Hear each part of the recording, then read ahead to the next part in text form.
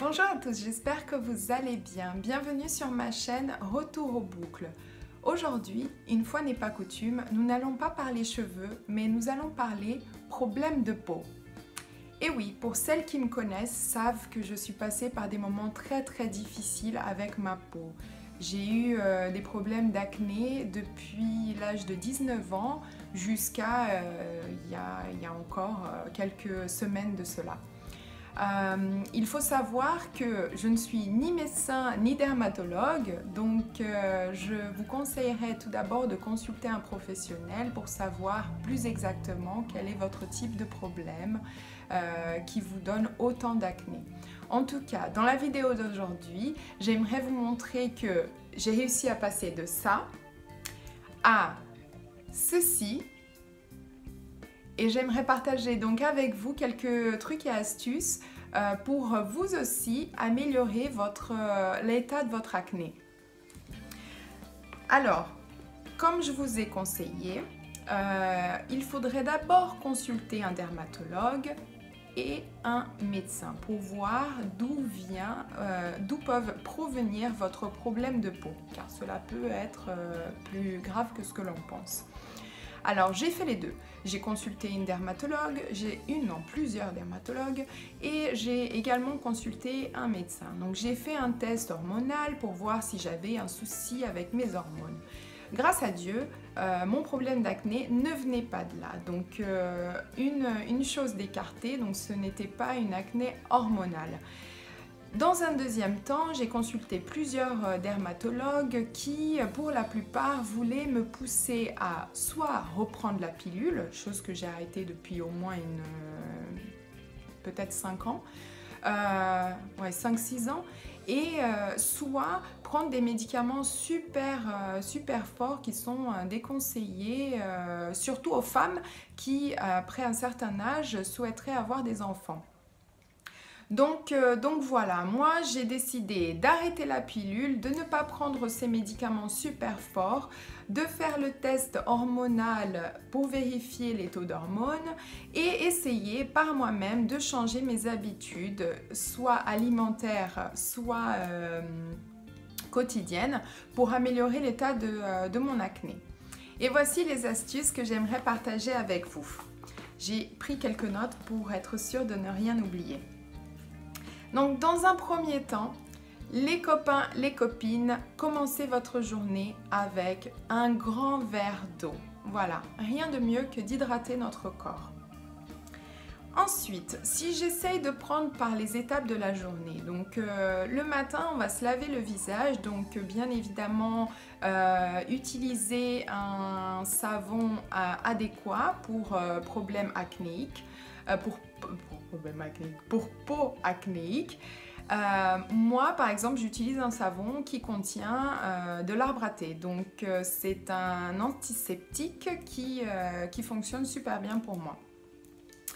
Ensuite, donc lorsque vous avez lavé votre visage, avant d'appliquer votre maquillage, il est important d'appliquer une crème hydratante, à nouveau adaptée à votre type de peau qui est une peau grasse.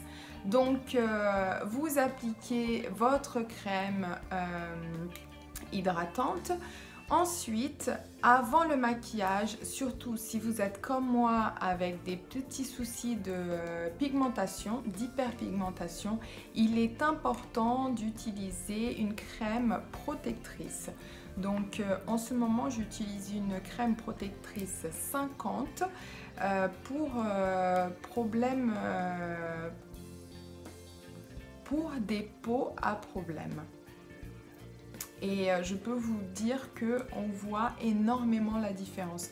Il y a des années où j'ai absolument pas utilisé de crème protectrice et je vois vraiment la différence.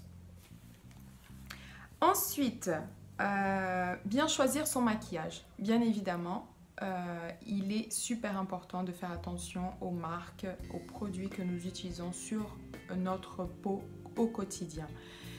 Je vous conseille de prendre des produits soit déjà spécifiques aux peaux acnéiques, soit des produits oil-free qui ne contiennent pas d'huile. c'est ce qui fonctionne le mieux sur notre type de peau. Aujourd'hui, je ne suis pas là pour vous partager les marques et vous dire exactement ce que j'utilise. Si cela vous intéresse, mettez-moi en commentaire que vous aimeriez savoir exactement ma routine avec les produits que j'utilise en ce moment. Je suis plus que ravie de partager avec vous. Mais aujourd'hui, c'est les trucs et astuces que j'aimerais mettre en avant.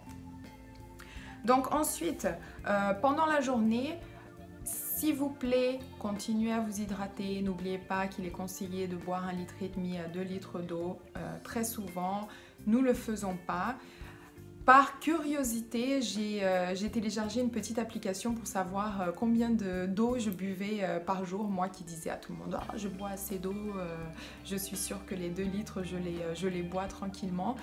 Eh ben non, il s'avère que lorsque vous mettez sur la petite application à chaque fois que vous buvez un verre d'eau, vous voyez que les 2 litres d'eau, parfois, on y est loin. Surtout le week-end, j'ai remarqué, parce qu'on part se balader, parfois sans ramener la bouteille d'eau.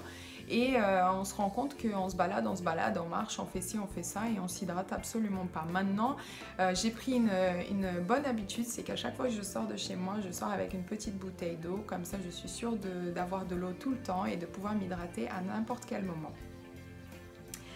Ensuite, oh oui, bien sûr, celle-là, s'il vous plaît, il faut vraiment s'en tenir. Ne touchez pas votre visage. Croyez-moi, j'étais la personne qui touchait tout le temps. J'essayais d'éclater mes boutons, de nettoyer les points noirs. Je touchais tout le temps à mon visage. Et au travail, souvent, j'ai remarqué que voilà, on a la main voilà, pour tenir sa tête, on réfléchit, on se frotte le visage. Enfin voilà, ça c'est le pire à faire, car on a les mains même soi-disant propres, pleines de bactéries, donc c'est le pire des ennemis pour nos boutons. Et ensuite, donc, si vous faites du sport, comme moi, ne faites pas du sport maquillé, les filles. Prenez votre temps. Alors, si vous faites comme moi, vous allez au travail, vous êtes maquillée, vous enchaînez le sport, ramenez votre démaquillant ou votre huile démaquillante, utilisez-la avant de commencer le sport. C'est hyper important de ne pas faire du sport avec le visage plein de maquillage parce qu'on va obstruer les pores et c'est pas ce qu'on veut, surtout pas. Une chose aussi que j'ai apprise, c'est qu'il ne faut pas aller se doucher avec du maquillage sur soi. Alors je faisais l'erreur d'aller me doucher et sortir de la douche les yeux pandas avec encore un peu de maquillage et de me démaquiller après. Ça c'est une erreur, une grosse erreur et chose à ne pas faire. Pourquoi? Parce que si on a notre maquillage, qu'on va sous la douche, qu'on va prendre notre douche pendant 10 minutes, on est là sous l'eau, les pores vont s'ouvrir, on a toute la crasse qui va rentrer dans les pores et on a beau se démaquiller après, cela ne fonctionne plus aussi bien. Donc ce qu'il faut faire, c'est se démaquiller, bien se démaquiller, bien enlever tout le maquillage et après aller prendre notre douche. Et là, croyez-moi, vous allez avoir un visage qui va vraiment être propre. Surtout ne faites pas l'inverse comme je l'ai fait pendant des années. Ensuite, vous sortez de votre douche, n'utilisez pas la même serviette que vous utilisez pour votre corps, votre pied, vos aisselles, peu importe. Utilisez s'il vous plaît une petite serviette rien que pour votre visage. Ça va aussi changer votre vie. Et le matin, le soir, si vous n'avez pas le temps de prendre votre douche et que vous lavez juste votre visage, n'utilisez pas la serviette que tout le monde se sèche les mains avec. C'est une serviette qui est pleine de bactéries et vous allez transférer les bactéries sur votre visage. C'est très mauvais. Ça, c'était un petit conseil de ma maman que j'ai eu pendant très longtemps, que j'ai pendant longtemps pas écouté. Maman, je te remercie pour ce petit conseil. Maintenant, je ne fais que ça. Donc, je passe le conseil aux copines. Ensuite, il est conseillé de faire un gommage une fois par semaine au moins. Moi je suis pas hyper adepte des gommages, mais j'avoue que de temps en temps je le fais et je vois tout de suite la différence. Le visage est vraiment frais, la peau est rénovée. C'est quand même important de retirer ce surplus de peau morte, on va dire, qu'on cumule sur le visage. Ensuite, un petit conseil, donc il faut changer les oreillers régulièrement et il faut également changer sa serviette régulièrement. Donc l'idéal, 3-4 jours, ça serait de pouvoir tout changer. Parce qu'effectivement, pendant la nuit, on dirait pas comme ça, mais on peut transpirer, on va bouger. Si un soir on a oublié d'enlever le maquillage, bah ça, par contre, voilà, c'est fatal. Hein. Mais voilà, il y a des résidus sur votre oreiller qui vont être transférés sur votre visage. Et ça, on ne veut pas. Une petite chose que j'ai pas mentionnée également, à chaque fois que vous allez toucher votre visage, que ce soit pour vous maquiller, vous démaquiller, peu importe, vous vous lavez les mains. Même si voilà, vous venez de vous réveiller, vous n'avez rien fait entre temps, lavez-vous les mains. Pendant la soirée, au réveil, vous touchez à votre téléphone par exemple. Votre téléphone est un nid à bactéries, donc vous touchez à votre téléphone, vous arrêtez, ne serait-ce que vous arrêtez votre alarme et après vous touchez votre visage, bah voilà, ça fonctionne pas. Vous transférez toutes ces bactéries sur vos acnés et cela ne fera qu'empirer. Et ma petite dernière astuce, donc quand vous allez vous coucher, si vous avez le temps, préparez-vous une petite tisane au citron avec du gingembre. Ce sont des produits très connus pour être antibactériens. Et si vous faites une petite cure de tisane citron gingembre pendant 10 jours, 15 jours, vous allez voir la différence. Votre peau va être moins infectée, vos boutons vont être moins gros, vont être plus petits et vous allez voir tout de suite la différence. Et oh mon Dieu, et j'oubliais le plus important. Alors l'astuce bonus, mais la plus importante, est l'astuce alimentaire. Et oui, évidemment, ce qu'on mange sort sur notre peau, il n'y a pas photo. Et j'ai beaucoup lu sur quelque chose que j'étais hyper étonnée, c'est la consommation des produits laitiers. La consommation des produits laitiers et l'effet sur notre peau. Alors, vous parlez à quelqu'un qui adorait le lait, qui n'en prenait que ça le matin. Je mangeais des produits laitiers à tout va. J'adore le fromage, j'adore les yaourts, je buvais du lait voilà, comme ça. Le matin, midi, le soir, enfin vraiment j'en abusais même je pense. Et il n'y a pas photo, depuis que j'ai arrêté le lait, ma peau a aussi vraiment changé d'aspect.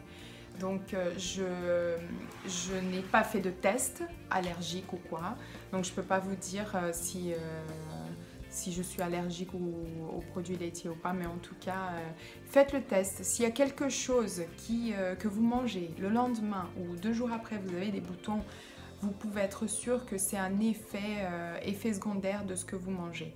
Donc moi, il y a des petits produits comme ça, il y a les produits laitiers, il y a les olives et malheureusement le chocolat, alors que j'adore ça. Si je mange du chocolat noir à, je sais pas, 80-90% cacao, j'ai pas d'acné. S'il n'y a pas de lait dans le chocolat, il n'y a pas d'acné. Donc voilà, ce sont les idées qui me sont traversées l'esprit et que j'avais pendant quelques mois notées sur mon petit calepin. J'espère que vous faites déjà cela. Pour celles que vous ne connaissez pas, vous commencerez à les utiliser, à les mettre en pratique. Si vous en avez d'autres, s'il vous plaît, n'hésitez pas à partager avec moi et toute notre communauté. Je pense que les problèmes de peau, c'est un problème très très important dans la vie d'une femme et nous ne sentons pas forcément très très bien lorsque on se réveille, on regarde le miroir et on voit un visage rouge, plein de boutons. Surtout lorsque nous avons passé l'âge de la puberté et que nous avons encore des boutons sur le visage. C'est juste atroce. Moi je suis passée vraiment par des moments super difficiles et ayant réussi à combattre l'acné, je n'avais qu'une envie, c'était de partager avec vous mes trucs et astuces. J'espère vraiment que cela marchera pour vous également. Et voilà, si vous connaissez quelqu'un dans votre entourage qui a de l'acné, s'il vous plaît, n'hésitez pas à partager ces petites astuces avec elle ou lui. Je suis sûre que cela va fonctionner. J'espère que vous avez aimé cette vidéo. N'hésitez pas à la partager, suivez-moi sur les réseaux sociaux. Je suis super contente de partager ce moment intime avec vous. J'espère que vous avez apprécié aussi et je vous envoie plein de bisous et je vous dis à très vite. Ciao!